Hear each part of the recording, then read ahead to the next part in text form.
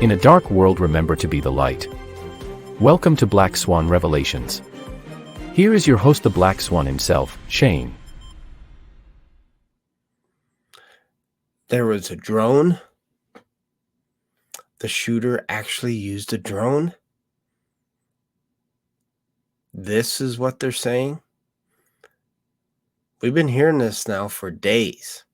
And just a couple days ago, we heard the FBI director saying that they have a drone and that he was live streaming. So my question to you is, how do you know he was live streaming? I want to see that stream. I want to see that live stream. I need to see it. What's interesting is the FBI director said that the shooter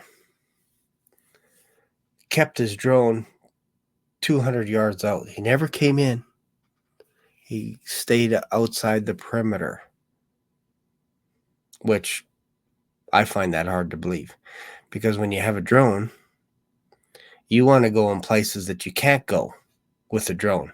It's not easily accessible, going over a lake, going over tall buildings, going really, really high. That's what you use a drone for. So they're saying that he never came inside the perimeter. He was shooting live videos, doing a live stream with his drone. He had a bike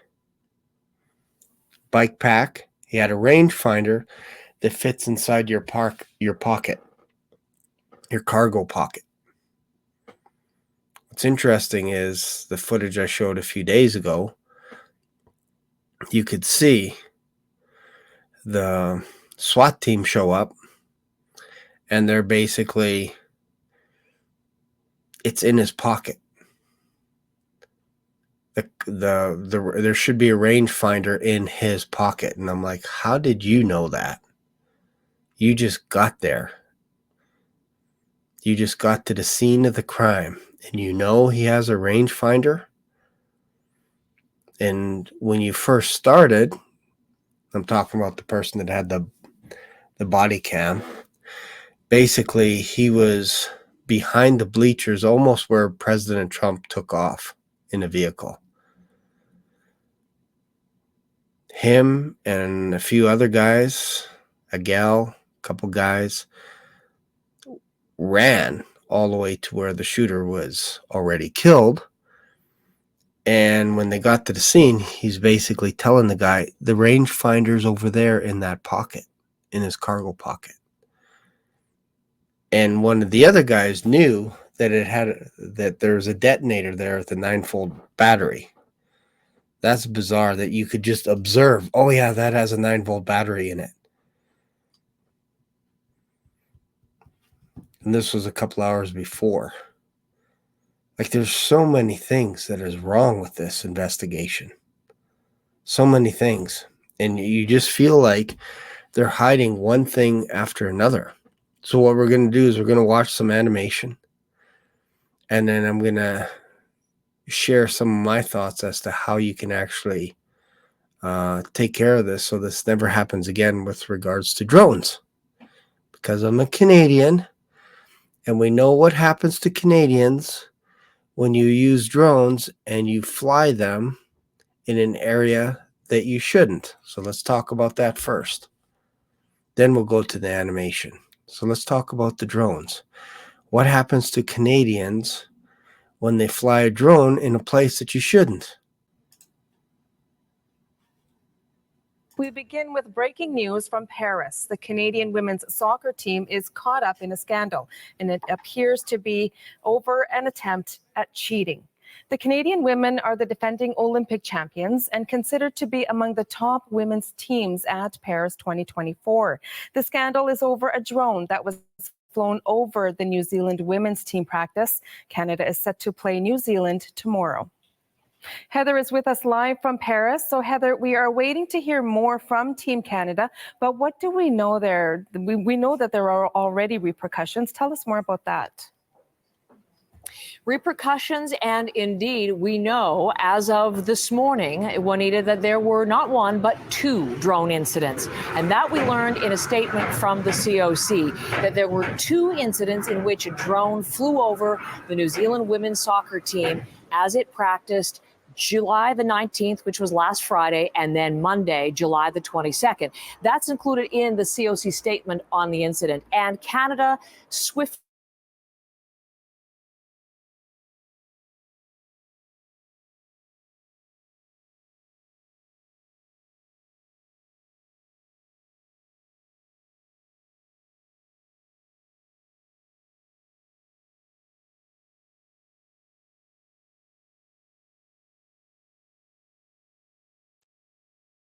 All right, what's interesting about this is Canada took swift action to discipline a couple of their players.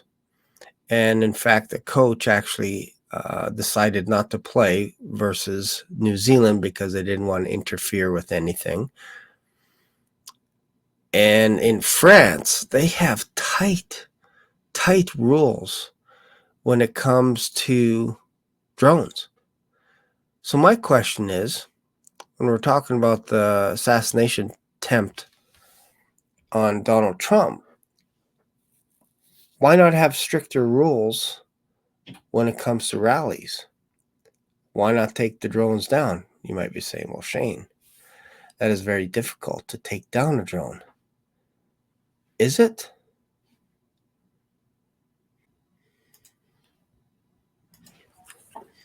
Well, one other question is whether there might be any legal repercussions. One of the things that we learned this morning is the person who was initially investigated for this, reported for this, was detained, according to New Zealand's team, by the French police. We know how seriously French authorities take the matter of flying drones.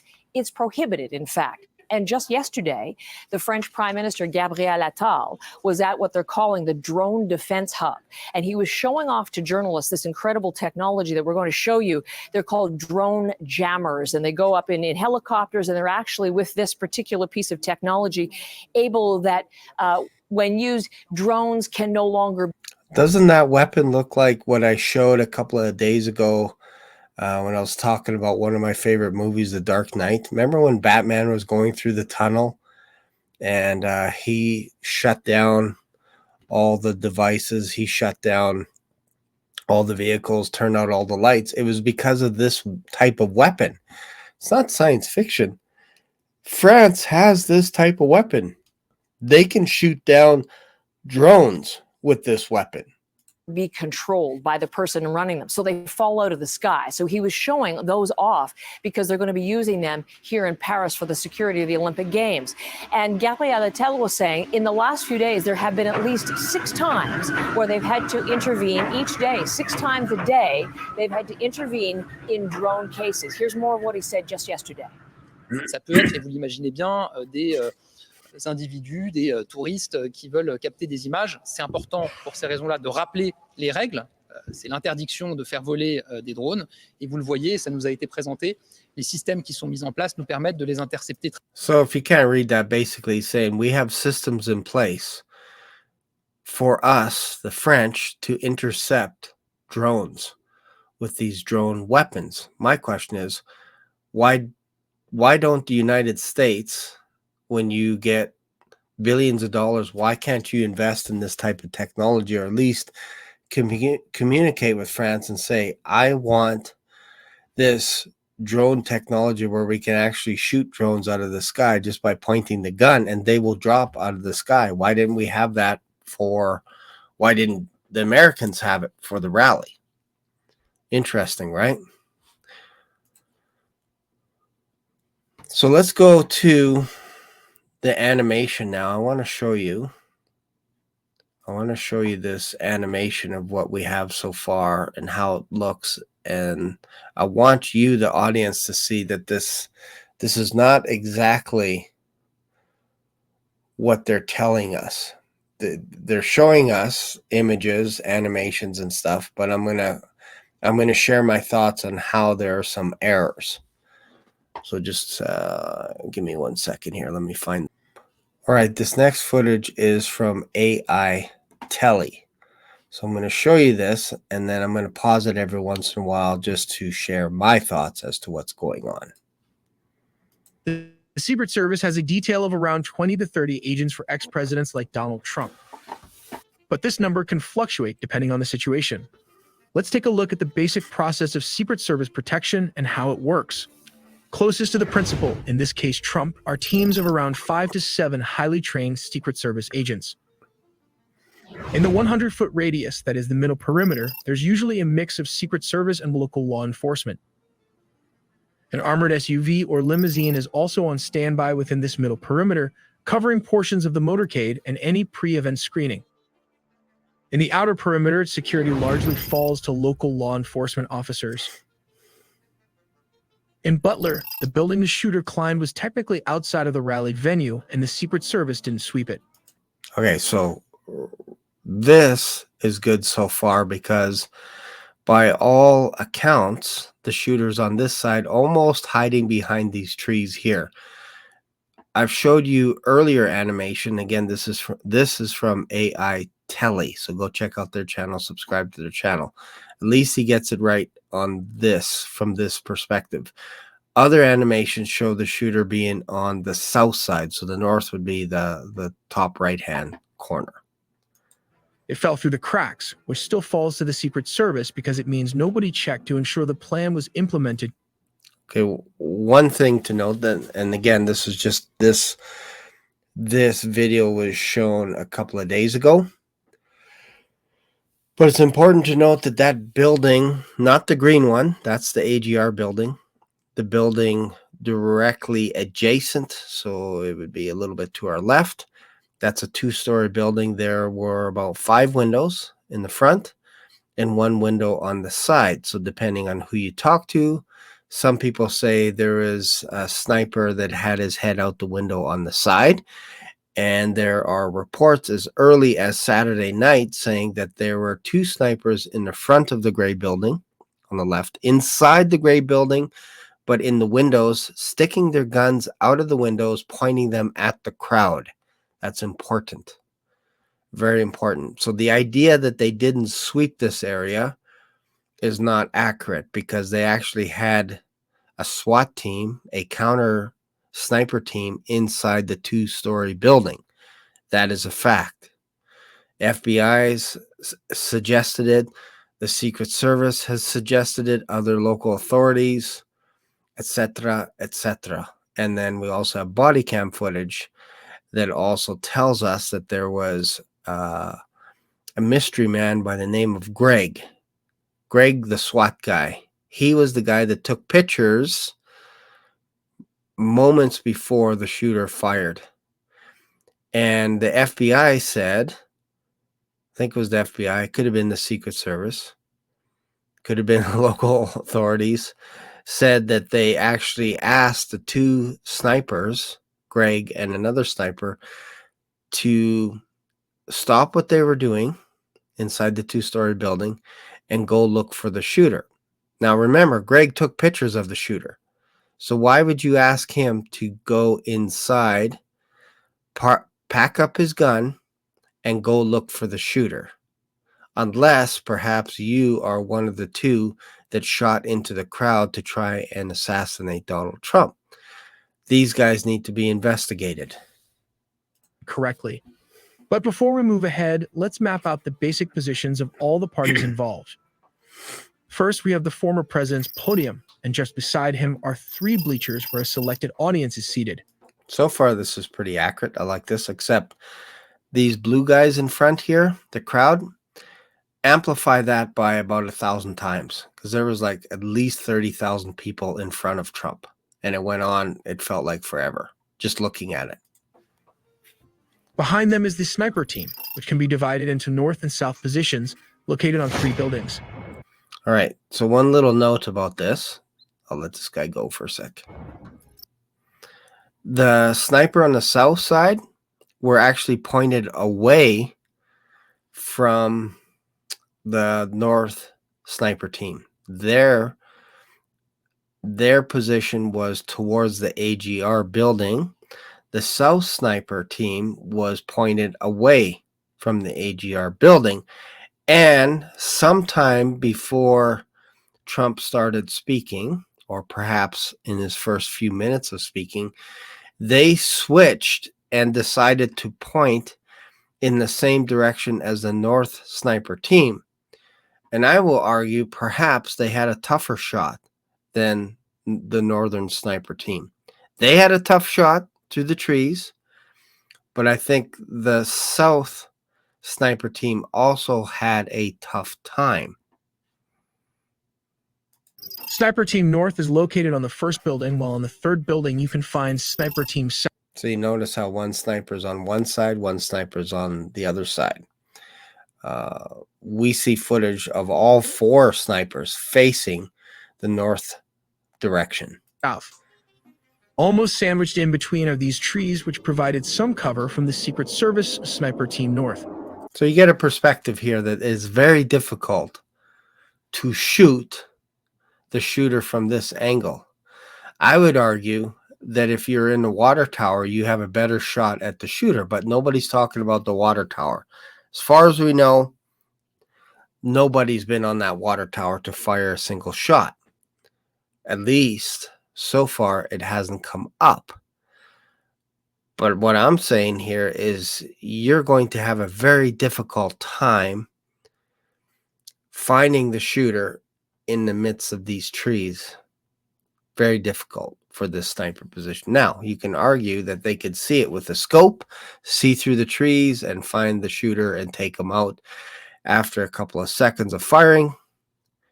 Again, I heard testimony from the sniper, or basically somebody that said that the sniper saw somebody on the AGR building with, and I believe it was, who was it? Can't remember the person's name. But basically they said that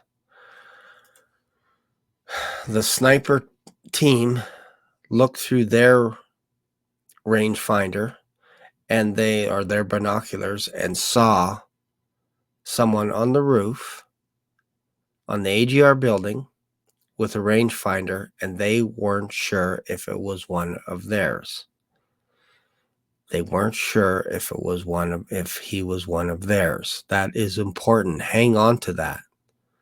Hang on to that thought, because it's interesting that you have the best of the best. They can't tell an average person, a 20-year-old, from themselves.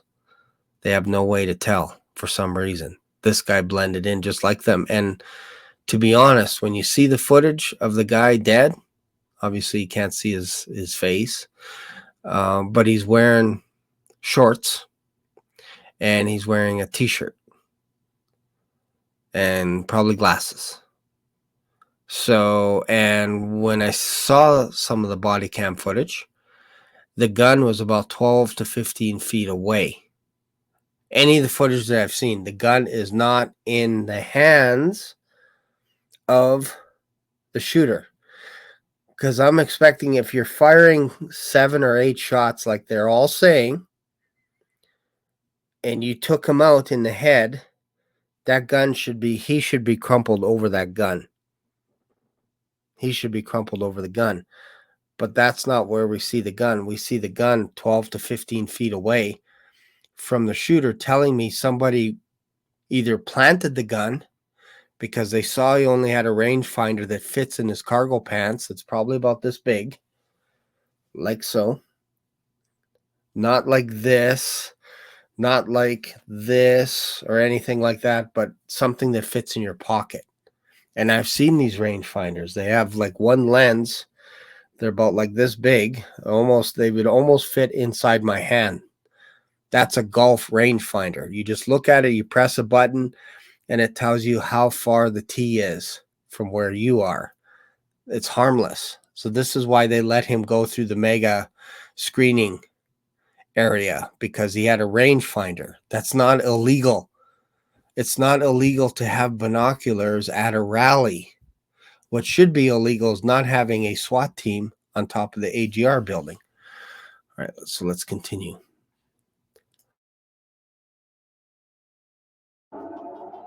Finally, we have the shooter, who climbed from one of those ladders and selected this position to take out his target. So this is interesting. there's a debate whether or not this is a permanent ladder. And I've actually seen that ladder being used by the SWAT team. I've actually watched them go up that ladder. It looks like it was there already. Looks like it was there already. They're trying to say that the shooter bought a ladder on Saturday morning and brought it to the rally. But the security wouldn't let people carry ladders through. That's craziness. So this ladder here, they painted it red, this whoever did this animation, AI Telly, but it's actually a black ladder. It's black.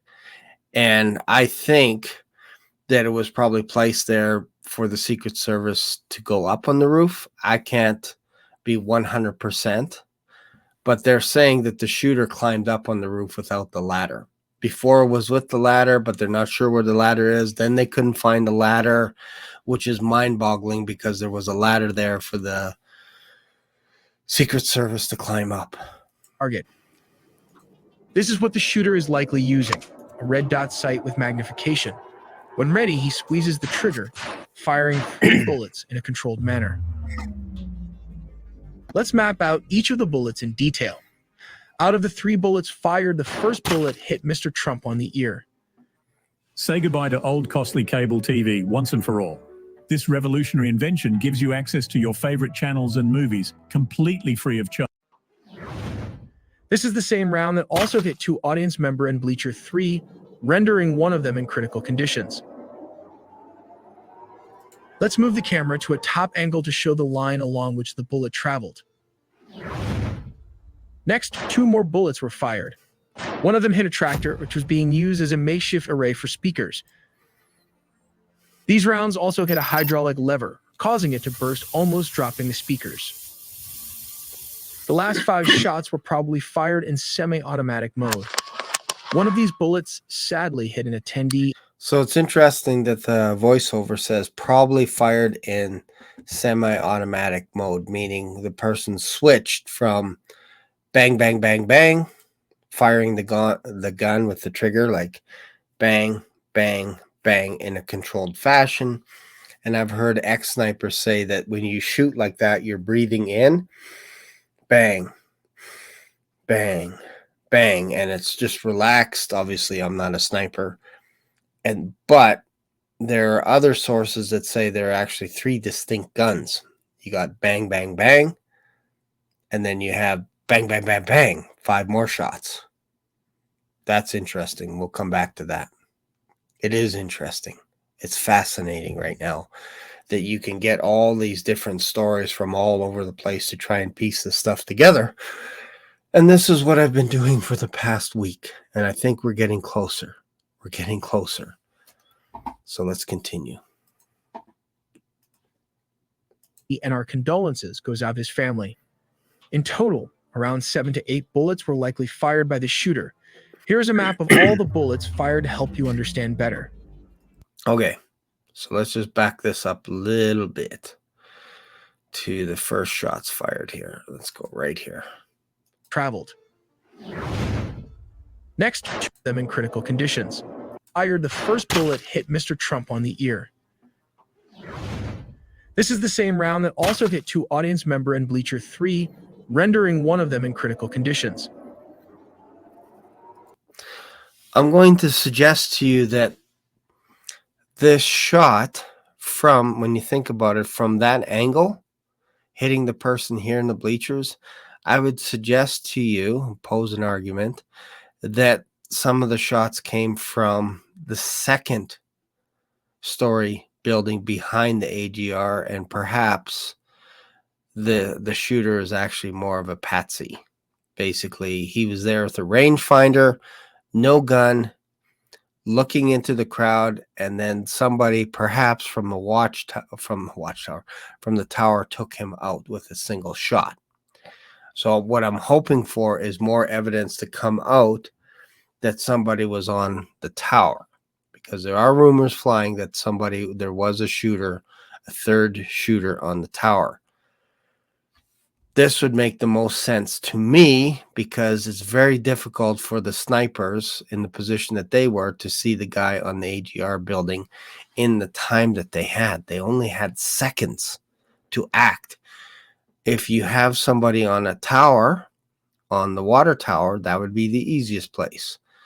So from all the stuff that I've looked at, it seems like the most obvious place to have people shoot from would be the 2-story building, because it's too much of a coincidence to ask them to withdraw their weapons that were pointed to this crowd. I can easily see one guy shooting 3 shots and then the other guy beside him firing 4 shots towards the president. And this is probably why you get some of the crowd being injured or killed. But again, that's my theory so far, and I'm waiting for more evidence to come out because it's not quite making sense where the shooter is shooting from to fire off 8 shots so far. Let's move the camera to a top angle to So again, show the line along which they're not talking about the 2nd-story building, and I haven't seen a video yet talking about it. I think somebody is from either the 2-story building on the top left-hand side of the screen or directly in front of the 2-story building. Those people are suspicious. Greg is suspicious because he took pictures of the shooter, and then they told them, whoever they is, probably Secret Service, told them to stand down, take their weapons, and go look for the shooter. Doesn't make any sense. the bullet traveled. Next, 2 more bullets were fired. One of them hit a tractor, which was being used as a makeshift array for speakers. These rounds also hit a hydraulic lever, causing it to burst, almost dropping the speakers.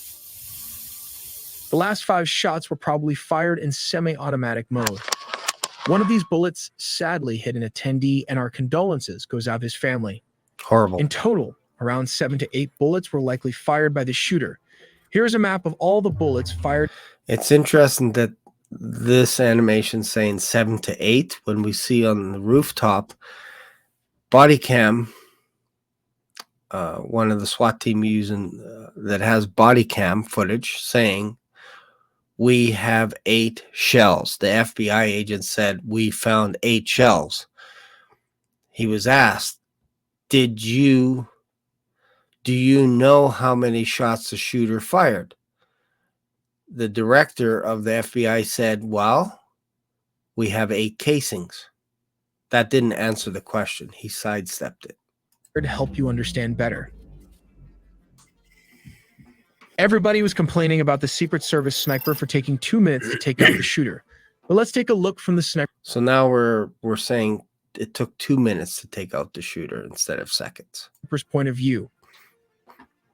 First of all, we have these tree lines that could have obstructed the sniper team north, while the sniper team south had a clear line of sight.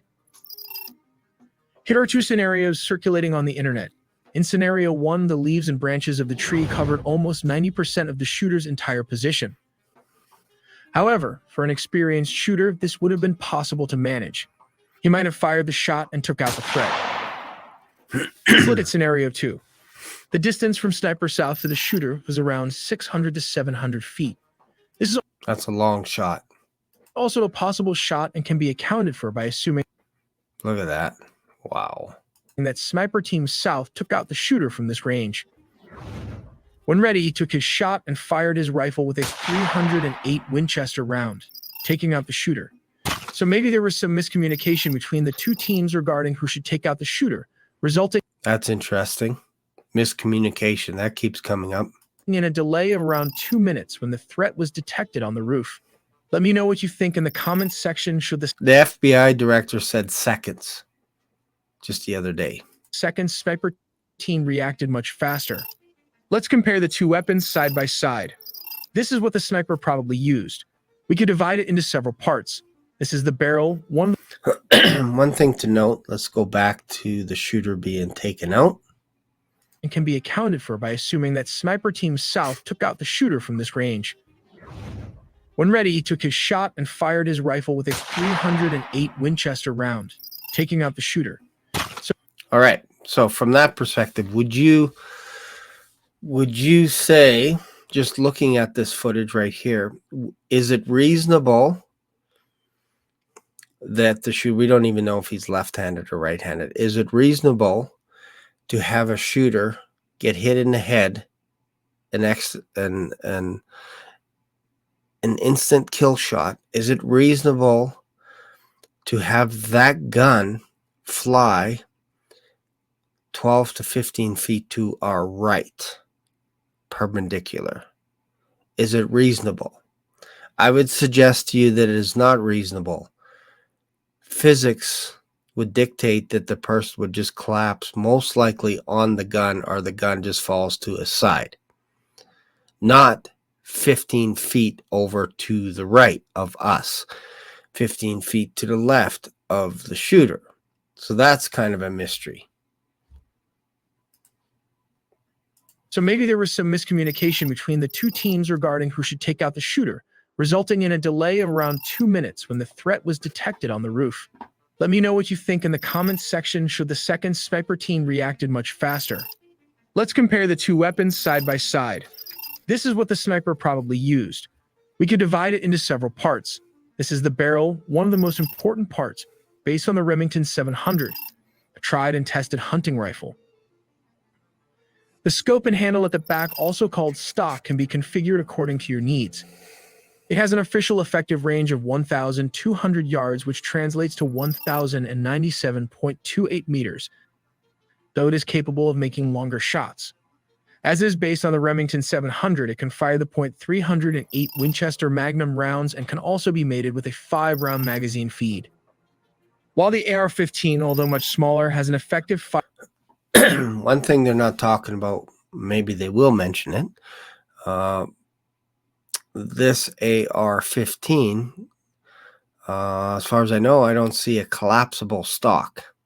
That's what they're saying, that the gun that Crooks had was a collapsible stock, thus allowing him to have it in his backpack. And perhaps getting through security because they don't check backpacks. There's no reason for security to ever check anyone's backpack. Just trust me. I don't have a gun or anything in my backpack. Trust me. Firing range of 500 yards. That is around 457 meters, which is within the former President Trump firing range. It uses a .223 Winchester bullet. Although highly effective, the sniper round is much larger and heavier. The advantage of having heavier bullets is their higher ballistic coefficient and greater penetration and velocity compared to the lightweight bullets as shown in these animations. We have here the corrected and verified timeline from the moment Thomas Mueller Crook arrival. Hey, this is good. Let me just back this up here. Corrected and verified timeline from the moment Thomas Mueller Crook arrival to when the former president getting into his personal plane Trump Force One, all in the videos ahead. Thomas Mueller Crook parked his van on Lawrence Avenue. So now he has a van, not a car, with explosives. The van was also suspected of containing explosives. He got out and walked all the way to this bottling company plant, choosing the building on the right. Interesting, eh? Just walk right in. And don't forget, there's actually a doorway. There's an entranceway here, just to the right of that truck, to get into this building so that you can go inside this 2-story building. And there was a team, they call them Overwatch, I believe, in the 2-story building. But somehow this guy walked right in and was able to climb a ladder and then go up on the roof and then take shots at the president. It's a bizarre world. He then climbed a ladder located there and made his way to the top of this slanted roof, also thought previously unsafe. So now they're saying that he climbed a ladder. By the Secret Service director. And don't forget, the Secret Service said that this roof is very dangerous for the Secret Service, not counting the fact that they're actually on a steeper slope on the barns. But they said this slope is too steep. Meanwhile, the casings, the shells were right by the shooter. Nothing moved other than the gun 12 to 15 feet away. And people were able, a 7-year-old guy was able to stand on the roof. No problem. No problem. At around 5:10, Crooks was first identified as a person of interest, and 5:30, Crooks was spotted with a rangefinder. Okay, again, a rangefinder is not illegal. It was a golf rangefinder from several accounts. 5:52, Crooks was spotted on the roof by the Secret Service. At 6:12 p.m. ET, Trump starts addressing his supporters and speaks for roughly 6 minutes before multiple gunfire erupts. Trump was in the middle of speaking when someone in the crowd was heard saying he's got a gun. Interesting. So from there, from in front of Donald Trump, there are people shouting, he's got a gun. That doesn't make any sense. So I'll just let that one go. As the video captured someone in the crowd repeating, on the roof, he's got a gun. It's here that 3 shots rang out. A pause and 5 more shots in rapid succession were heard. For some unknown reason, the shooter had a clear line of sight from an elevated level well-positioned as a sniper nest. Interestingly, a heavy-duty ladder was also located on the side. It might be a permanent fixture. Yeah, so they're not sure, but they're leaning on the side that it could be a permanent fixture. Again, this is just bizarre, right? Because then why say that he went and bought a ladder then? Especially if he scoped it out. Wouldn't he see a ladder there already?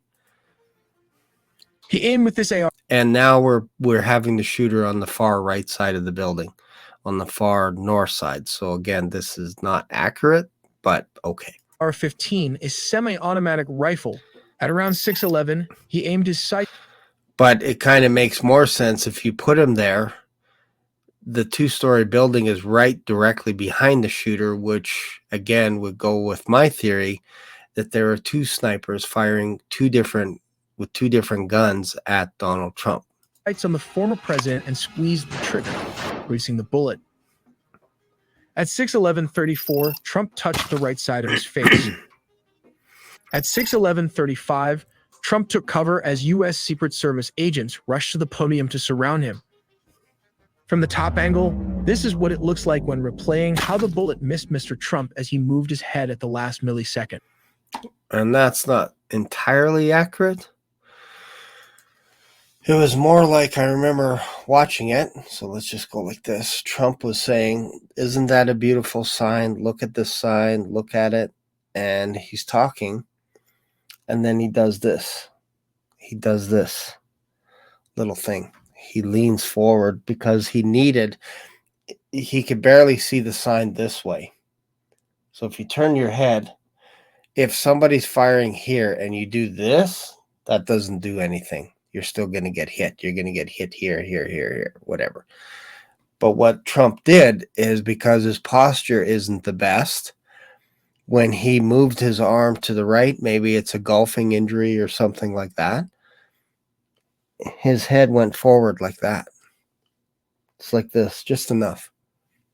And you could see it in the footage where he basically he points and then he's talking basically, isn't that a beautiful sign, all this stuff, and then he goes, see that? Just that little turn and head forward allowed the shooter to just nick his ear.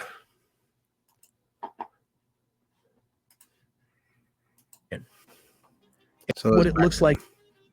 At 6:11:35, Trump took cover as U.S. Secret Service agents rushed to the podium to surround him. From the top So again, watch his head. Angle, this is what it looks like when replaying. He didn't turn into the bullet like that. They make his head tilt because even their animation doesn't quite work. But what I showed you is probably more accurate than this animation. How the bullet missed Mr. Trump as he moved his head at the last millisecond. Interestingly, this bullet would have hit the former president if his head had been turned towards the audience as shown here in this visualization. Get down, get down, get down, one of them said. As stated, the gunman was positioned outside the rally venue, approximately 400 to 500 feet away from where Trump was speaking. As discussed, the police sniper was located at this position. They were then alerted and started aiming at the suspected shooter. When ready, the bolt-action rifle bullet traveled a range of around 600 to 700 feet. However, this weapon can inflict damage at a range of around 1,200 to 1,300 yards. This is well beyond the shooter's 500 feet limit. At this moment, Trump remains low to the ground, surrounded by agents, who could be heard on the rally microphone discussing which vehicle would be used to move the former president away from the scene. Seconds later, multiple agents say, "Shooters down." Law enforcement in tactical gear and rifles are now on the stage. A woman's screams are heard following the sound of another shot. Here's a transcript of the audio of the podium with Trump and Secret Service members. 6:11:41 p.m. Female agent, "What are we doing? What are we doing? Where are we going?" Man indistinctly yelling. 6:11:50.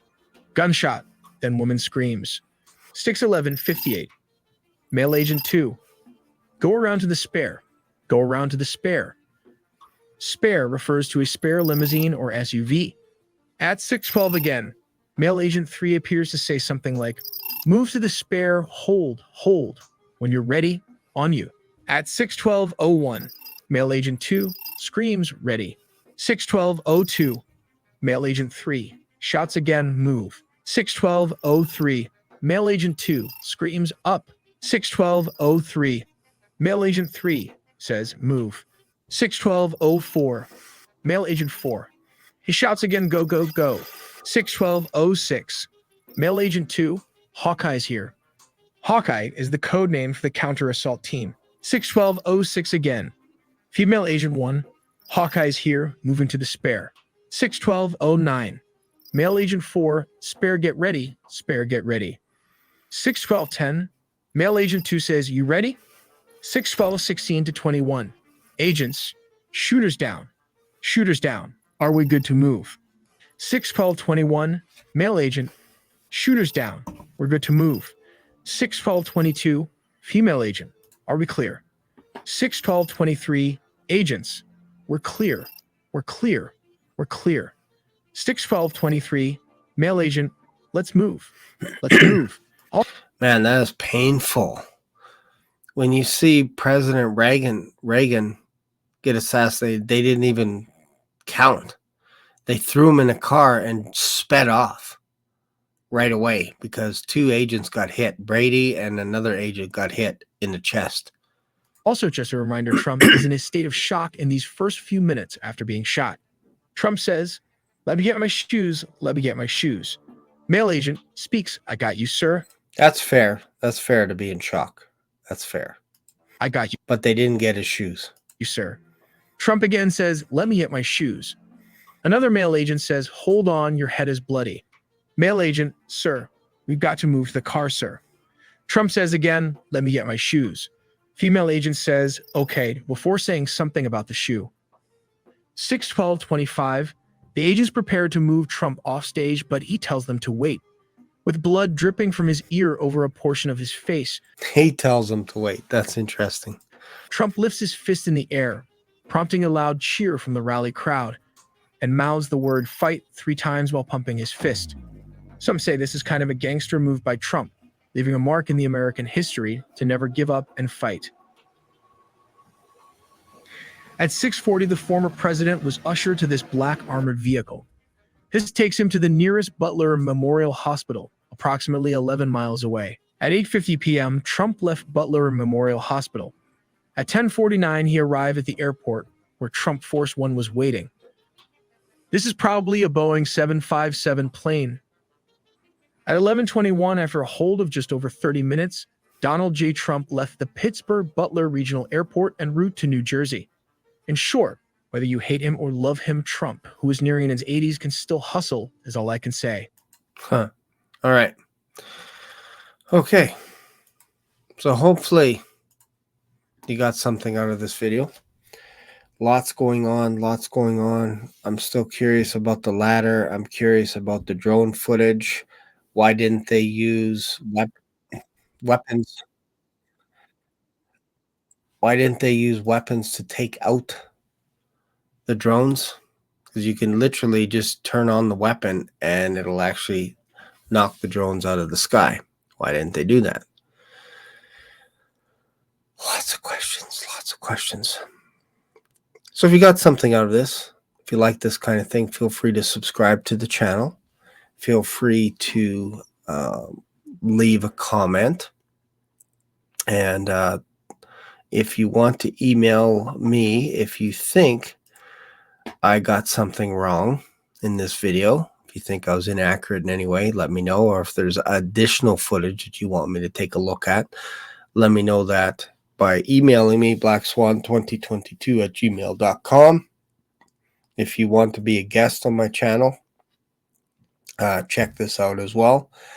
And just so you know, my sister is going to be helping me out. She's hosting Rev 5 tomorrow night, so that should be fun.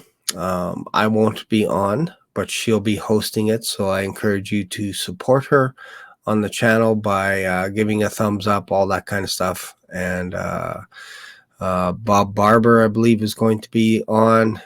Amy Moosefelt is going to be on. Gary Gates, of course, is also helping out on the channel.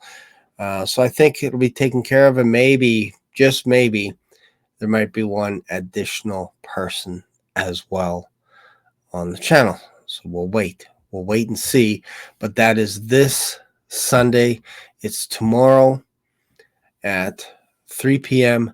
Mountain Standard Time. So check it out. Click on the notification bell. That way you don't miss it. It's going to be fantastic. So until then, I'll see you guys later. Have a good one. Bye for now. Black Swan Revelations here on YouTube brought you today's mind-bending journey. Dive into the discussion, your comments, questions, prayer requests, and powerful testimonies of Jesus' love are what fuel this community. Did today's episode hit home? Smash that like button. New here? Subscribe and ring the notification bell so you never miss a live stream or a video upload. Thanks for being part of today's adventure. Catch you in the next video, or maybe even in the clouds. Stay curious, stay blessed.